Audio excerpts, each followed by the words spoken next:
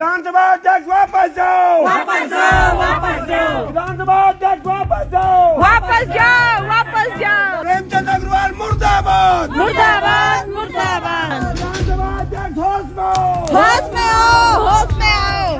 और उसके बाद मैंने कोई पहाड़ प्लेन नहीं किया भाई, मैं तो उत्तरे की महिला हुई नहीं।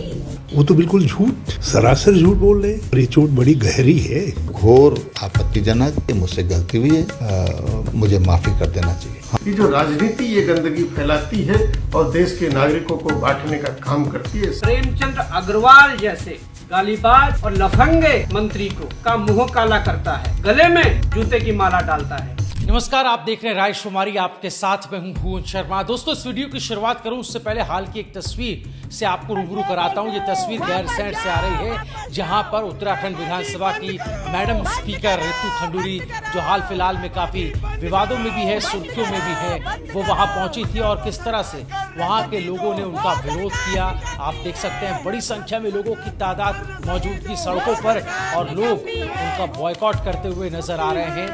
दिलचस्प बात यह है कि इस पूरे प्रकरण में पहली बार मैडम साहिबा ने, स्पीकर साहिबा ने खुलकर मीडिया से बातचीत की है, अपना पक्ष रखा है। क्या कुछ कहा है रितु खंडूरी ने, आपको सबसे पहले ये सुनाते हैं, उसके बाद इस वीडियो में हम आगे बढ़ेंगे।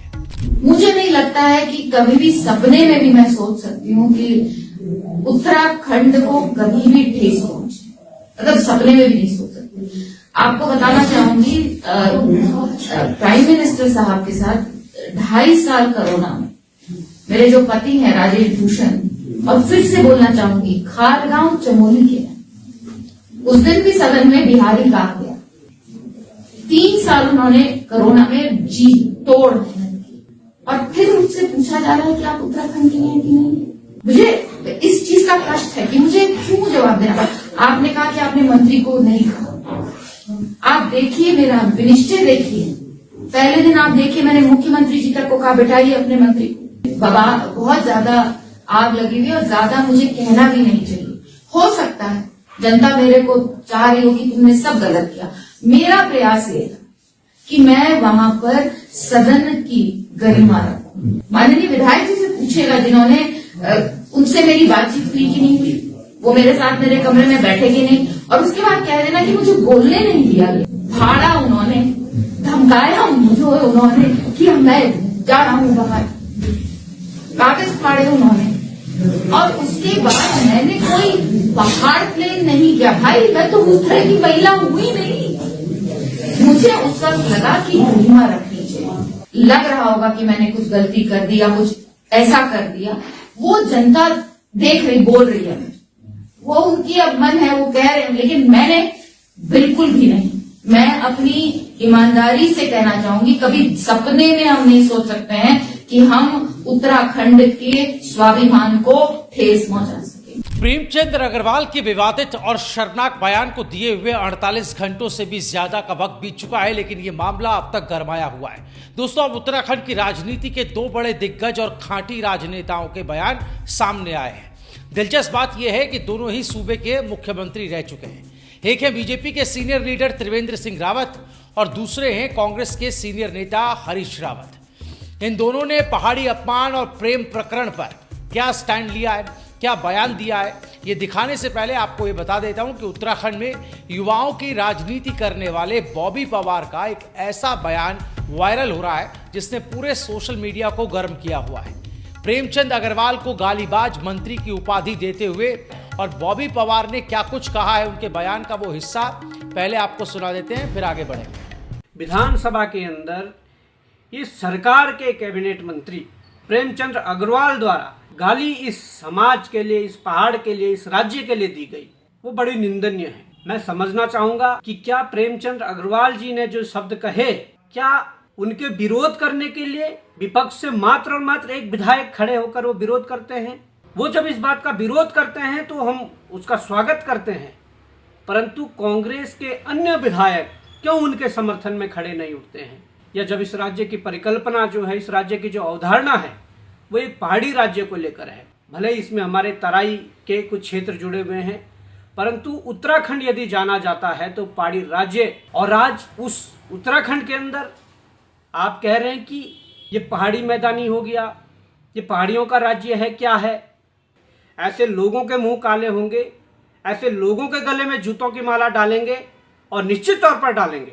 हम कोशिश करेंगे इनके मुंह काला करने की, हम कोशिश करेंगे इनके गले में जूते की माला डालने की, परंतु अगर हमें वहां तक नहीं पहुंचने दिया गया तो निश्चित तौर पर अगर कोई व्यक्ति प्रेमचंद्र अग्रवाल जैसे गालीबाज और लफंगे मंत्री का मुंह काला करता है या उनके गले में जूते की माला डालता है तो 5,100 रुपये, 5100 रुपये बॉबी पवार की तरफ से उसे इनामी राशि दी जाएगी। तो सुना आपने, बॉबी पवार ने जिस तल्ख अंदाज में बातें कही, उसने कहीं ना कहीं इस पूरे मामले को और ज्यादा गरमा दिया है। अब इस पर आप लोगों की राय क्या है, आप कमेंट करते चलिएगा। बहरहाल उधर सूबे के मुखिया रह चुके बीजेपी के इस सीनियर नेता त्रिवेंद्र सिंह रावत ने भी प्रेमचंद अग्रवाल के बयान को घोर आपत्तिजनक बताया। त्रिवेंद्र रावत ने कहा कि जो कहा, जो सुना और देखा वो घोर आपत्तिजनक है। किसी भी जिम्मेदार व्यक्ति से ऐसे वक्तव्य की अपेक्षा नहीं की जा सकती। प्रेम अग्रवाल संसदीय कार्य मंत्री हैं, विधानसभा अध्यक्ष रहे हैं और कई बार के विधायक हैं। ऐसे में इस तरह के आचरण और भाषा को कोई भी उचित नहीं ठहरा सकता। देखिए, नाराजगी स्वाभाविक है। मैं जो वीडियो मैंने देखा और सुना वो तो घोर आपत्तिजनक और किसी भी जिम्मेदार व्यक्ति से इस तरह की वक्तव्य की अपेक्षा नहीं की जा सकती है। वो तो हमारे संसदीय मंत्री हैं, विधानसभा के अध्यक्ष रहे हैं, कई बार विधायक हो गए। तो इस तरह का व्यवहार, इस तरह का आचरण, इस तरह की भाषा, इसको कोई भी उचित नहीं ठहरा सकता। मैं समझता हूँ कि उन्हीं से अगर पूछा जाए तो वो स्वयं कहते हैं कि मुझसे गलती हुई है, मुझे माफ़ी कर देना चाहिए। हम सब उत्तराखंड के लोग हैं और हमको उत्तराखंड की जो सौहार्द है उसको बनाए रखना चाहिए और इसलिए जो लोग अगर उसको इसलिए उसको हवा दे रहे हैं वो उचित नहीं है। हाँ, उन्होंने जो कहा वो सच में उसको मुझे नहीं लगता कि कोई उसको उचित ठहरा सकता है। वहीं इस मामले में पूर्व सीएम हरीश रावत का भी बड़ा बयान सामने आया। हरीश रावत ने प्रेमचंद अग्रवाल पर निशाना साधते हुए कठोरतम कार्रवाई की मांग कर डाली है। हरीश रावत ने कहा कि सारा घटनाक्रम शुरुआत से ही दुर्भाग्यपूर्ण है। आप खुलेआम कह देते हैं विधायक को शराबी और टोको तो आप आपा खो देते हैं। जिन भावनाओं के साथ आपने उन शब्दों का इस्तेमाल किया उसने राज्य आंदोलन की अवधारणा पर बड़ी चोट कर दी, जो बड़ी गहरी है। इससे उभरने में समय लगेगा। हरीश रावत ने अपनी बात को आगे बढ़ाते हुए कहा कि बीजेपी अध्यक्ष को समझना चाहिए था, लेकिन वो तो प्रवक्ता बन बैठे हैं और विपक्ष पर ही आरोप लगाने को जुट गए। सारा घटनाक्रम प्रारंभ से ही बड़ा दुर्भाग्यपूर्ण है। आपको अपनी सरकार के जवान पर कोई नियंत्रण ही नहीं है। आप खुलेआम कह देते हैं विधायक के लिए कि शराबी है और टोको तो आप आपा खो जाते हैं, उषा होते हैं। और उसमें आप किन शब्दों का उपयोग कर रहे हैं? आपने जिस भाव से उस शब्द का उपयोग किया है उसने राज्य आंदोलन की जो मूल भावना थी, सोच थी, उस पर चोट कर दी और ये चोट बड़ी गहरी है। इस चोट से उभरने में बहुत समय लगेगा। बड़ी बात यह है कि सत्ता लीपापोती कर रही है। मैंने उनके राज्य अध्यक्ष का बयान देखा, वो तो बिल्कुल झूठ, सरासर झूठ बोल रहे। आपके मंत्री का आचरण जो कुछ कह रहा है उसको आप कांग्रेस पे तोहमत बन रहे। हम तो विपक्ष हैं और यदि इस समय विपक्ष चुप रहेगा, इस मुद्दे पर चुप रहेगा तो फिर उत्तराखंड के अंदर राजनीति करने का लोग लाइसेंस छीन लेंगे विपक्ष से। जो है इन दोनों दिग्गजों के अलावा इस मामले में अब राज्य आंदोलनकारी और बीजेपी विधायक विनोद चमोली का भी बड़ा बयान सामने आया। विनोद चमोली ने इस मामले में विधानसभा अध्यक्ष ऋतु खंडूड़ी का बचाव करते हुए कहा कि अब हमें विकास के मुद्दों की तरफ लौटना चाहिए। विनोद चमोली ने अपने बयान में साफ कहा, यह दुर्भाग्यपूर्ण है कि जो लोग समाज में थोड़ा आगे हैं, खासकर जनप्रतिनिधि हैं, उनके अमर्यादित बयानों के कारण उत्तराखंड शर्मसार हो रहा है। इस पर रोक लगनी चाहिए, नियंत्रण लगना चाहिए। हम पब्लिक डोमेन में अगर बात कर रहे हैं तो बातों में नियंत्रण होना चाहिए। आपको बता दें कि जब सदन में मंत्री प्रेमचंद अग्रवाल ने विवादित बयान दिया था और ये पूरा हंगामा खड़ा हुआ था, उस वक्त विनोद चमोली वहां नहीं थे। इस पर उन्होंने कहा है कि अगर जब ये घटना हुई मैं वहां नहीं था, होता तो जितना हो सकता उतना रोकता। वहीं विधानसभा अध्यक्ष ऋतु खंडूड़ी को लेकर जो बवाल चल रहा है, उनके व्यवहार को लेकर जो लोग उन्हें कटघरे में खड़ा कर रहे हैं। उस पर उन्होंने कहा कि रितु खंडूड़ी प्रदेश की बेटी है, अगर उन्होंने कुछ कहा ये उनकी जिम्मेदारी थी। अगर हम छोटी छोटी बात अपने लोगों को टारगेट करने लगे ये ठीक नहीं है। अगर हम उसे गलत दिशा में मोड़ेंगे तो ठीक नहीं होगा।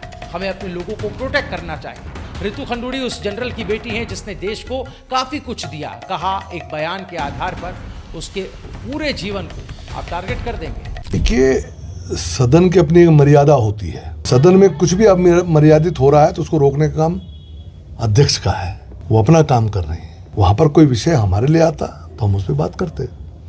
और ये इत्तेफाक रहा कि जब ये विषय चला है, ये मुद्दा था, मैं सदन में था भी नहीं। मैं होता तो शायद उसको संभालने की कोशिश भी करता, जितना मर्यादित रहते हुए सदन के जो मूल्य हैं उसके अंदर रहते हुए मैं प्रयास करता कि इस तरह की स्थितियाँ न हों, लेकिन मैं उसमें था नहीं। लेकिन उसके बावजूद सबने अपनी भूमिका निभाई है। अब सदन से हम एक तरफा मैसेज तो नहीं दे सकते। सदन में चीज़ों को व्यवस्थित करने का काम होता है, बैलेंस करने का काम होता है। तो ये भी आप समझें कि जो अध्यक्ष की कुर्सी पर बैठी हैं वो हमारी अपनी बेटी है, और अगर उसने वहाँ पर बैठकर कुछ कहा है तो उसकी जिम्मेदारी थी एक अध्यक्ष होने के नाते, उसने वो निभाया है। तो इसको अन्यथा नहीं लेना चाहिए। हम लोग अपने लोगों को टारगेट करके और अगर उसको गलत दिशा को में मोड़ेंगे तो हम स्वयं में कमजोर हो जाएंगे। क्या रितु खंडूड़ी हमारी नहीं है क्या? नहीं, रितु खंडूड़ी नहीं है तो बता दो। वो उस जनरल की बेटी है जिसने देश के लिए वर्षानुवर्ष काम किया है। इस उत्तराखंड को बहुत कुछ दिया उस आदमी ने। उसकी बेटी है वो IAS की पत्नी है, जो कैबिनेट सेक्रेटरी हुआ हमारा, जो हमारे पहाड़ का है, जिसने कोरोना जैसे काल में पूरे देश को बचाने का काम किया होगा। उसकी बेटी भी है, उसकी पत्नी भी है। तो क्या वो हमारी नहीं है क्या? तो कोई मीडिया में तो कोई भी बोल सकता है, लेकिन बंदूकों के सामने बोलने वाले बहुत कम लोग हैं, जिनमें समझे से लोग हैं। इन तमाम राजनेताओं के बयानों को आप किस तरह देखते हैं, हमें कमेंट जरूर कीजिएगा। वहीं इन सब पॉलिटिकल बयानों से तर एक संत का भी बयान सामने आया, जिन्होंने सभी से खास अपील की है। दरअसल हम बात कर रहे हैं स्वामी यतीन्द्रानंद गिरी जी की, जो महामंडलेश्वर हैं जूना अखाड़े से। स्वामी जी ने सबसे निवेदन किया है कि समाज को न बांटे। सुनिए उनका क्या कुछ कहना है। उत्तराखंड में मैदानी और पहाड़ी को लेकर एक विवाद शुरू हुआ है। उत्तराखंड में मेरा कहना है कि उत्तराखंड में रहने वाला हर व्यक्ति उत्तराखंडी है, चाहे वो मैदान में रहता है, चाहे वो पहाड़ पर रहता है। इस देश के अंदर जहां जहां भी पहाड़ हैं, जिस प्रदेश में भी पहाड़ हैं, उन पहाड़ों पर रहने वाला हर व्यक्ति पहाड़ी है। मैदान में रहने वाला व्यक्ति मैदानी है। लेकिन उत्तराखंड पूरे राज्य में अगर कोई रहता है तो उत्तराखंडी होगा। ये जो विवाद है ये समाप्त होना चाहिए। इस देश के अंदर ये गंदगी मिटनी चाहिए। ये जो राजनीति ये गंदगी फैलाती है और देश के नागरिकों को बांटने का काम करती है, समाप्त होना चाहिए। उत्तराखंड में रहने वाला व्यक्ति, हर व्यक्ति उत्तराखंडी है। अब जाते जाते आपको एक तस्वीर दिखा देते हैं। आपने ये वीडियो तो रायशुमारी पर देखा, जहां प्रेमचंद अग्रवाल गंगा मैया के सामने हाथ जोड़कर जो है वो न्याय की उम्मीद कर रहे थे। एक तरफ वो गंगा जी के दर्शन करने गए थे, दूसरी तरफ कुंभ में नहाने पहुंचे, कुंभ में स्नान करने पहुंचे। तो लगातार गंगा की शरण में पहुंच रहे हैं प्रेमचंद अग्रवाल, लेकिन न्याय जो है वो उनको मिलता हुआ नजर नहीं आ रहा, क्योंकि मामला अभी भी लगातार गरमाया हुआ है और अब बड़े बड़े दिग्गज नेताओं के बयान भी सामने आ रहे हैं। इस पूरे प्रकरण को लेकर आपकी राय क्या है, कमेंट जरूर कीजिएगा। वीडियो को ज्यादा से ज्यादा शेयर करें। देखते रहिए रायशुमारी।